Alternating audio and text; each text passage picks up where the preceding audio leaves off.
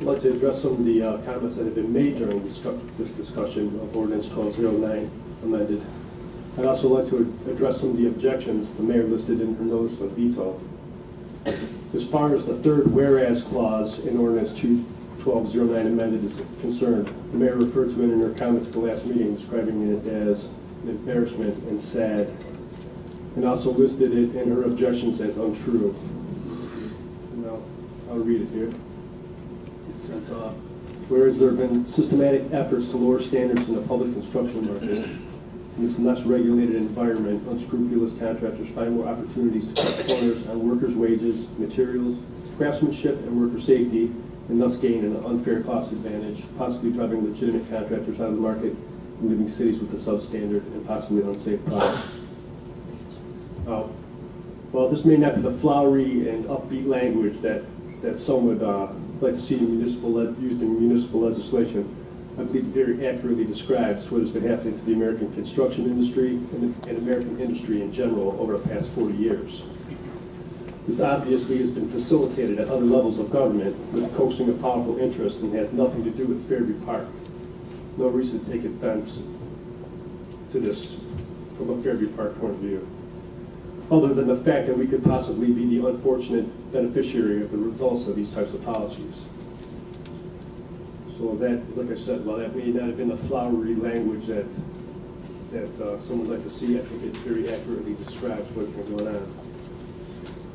Another objection listed is that this ordinance adds layers of requirements upon potential bidders. First of all, we were told by the administration over and over that this legislation is unnecessary because of the requirements. Most of the requirements already exist in the code. Now we're being told that it's detrimental because it adds layers of requirements. Which is it? The truth is, most of the requirements are already in the books in very sparse definitions, with lots of room for creative interpretation. Who is the interpreter? Who decides what is to be considered deviations or irregularities in a submitted bid? Who decides if a company's past performance is up to our standards?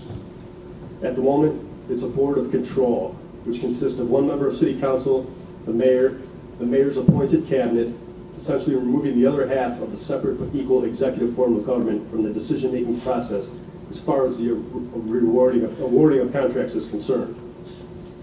But as the administration has pointed out, this has been the process since 1969, so it must be the right process. So since so much authority has been vested in this mostly unelected board, doesn't it make sense that we should have very specific requirements on the books with little room for creative interpretation, no matter who is interpreting them? This legislation did exactly that. It elaborates on some of the existing language and creates a much clearer template for the officials reviewing the bids to follow.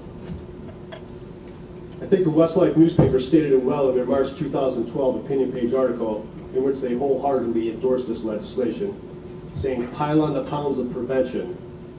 And it might be nice for there to exist a single clearinghouse for this type of contractor information at a county level, which I think the county just passed similar legislation to what was just vetoed here. Until then, ask for more from the contractors. They also said in the same article, the unfortunate fact is likely to be that the honest ones will have no problem presenting the requested information. The most dishonest will still look for ways around, therefore it will fall to the city to do the fact checking. And I agree with their assessment. I have an experience to share that explains some of my personal reasoning for the need of this legislation. I initially hesitated to rehash this incident because I thought we could solve these types of problems reasonably and legislatively. But after watching this campaign of misinformation take place and a complete denial of need to change anything, I've come to the conclusion that this is virtually impossible, so I thought I'd share this. Let me start by saying that I love the Gemini Center. I've belonged to it since it opened. It's a gorgeous facility and a true monument to what can be accomplished if all society works together for the benefit of all. I also believe that for the most part it was built properly and built to last. When I was a newly elected ward council person, several of my colleagues and I were given a tour of the nearly completed rec center on a Sunday afternoon. At this time, I believe the only part of the project that wasn't just about completed were the pool areas. While walking with the group through which is now the leisure pool area, I noticed there were some people working in there. And I remembered thinking, wow, they must really be pushing to make up for the mess that the pool contractor from Michigan created to be working people on a Sunday overtime day on his job.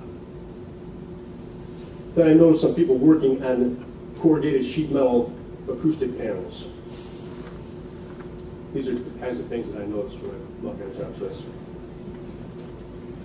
They were wearing no hard hats, and they looked slightly unprofessional on what I consider to be a major construction site.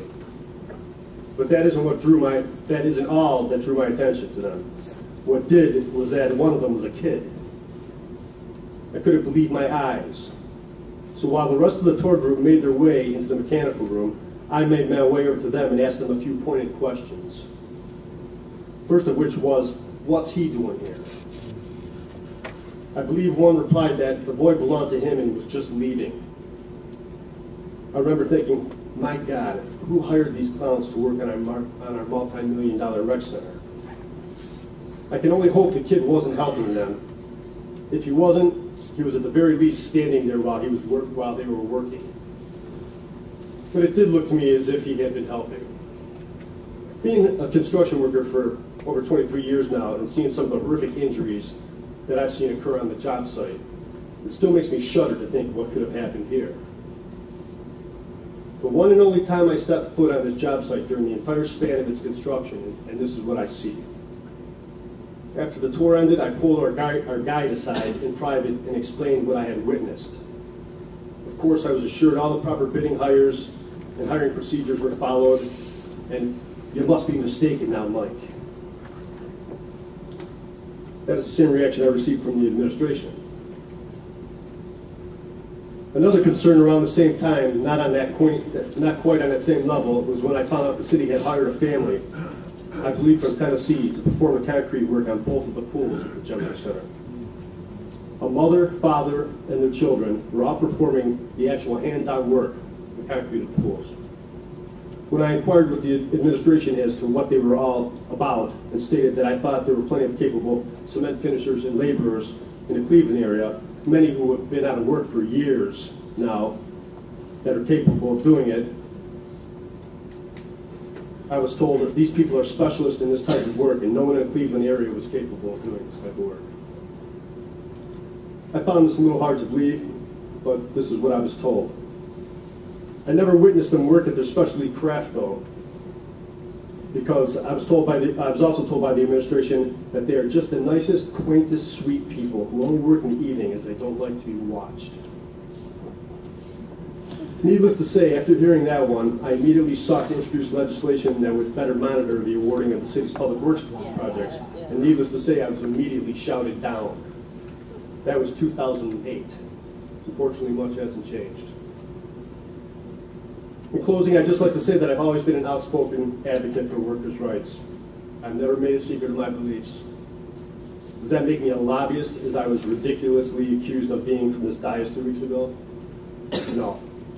Lobbyists get paid for their services. I earn my living as a structural iron worker. I work for other people and I get paid by the hour. It's hard work, but it's an honest living, and I feel very fortunate to have been able to do it to support my family all these years. Do I believe that it creates a conflict of interest in introducing this piece of legislation, as I was also accused of? Absolutely not. Unfortunately, there's nothing in this ordinance that can be construed as being favorable to workers. The opposition to this ordinance has been based on unfair assumptions and fueled by a massive campaign of misinformation. It is truly unfortunate, because the end result of this legislation could have only been good for the city and all who chose to work here and do business here.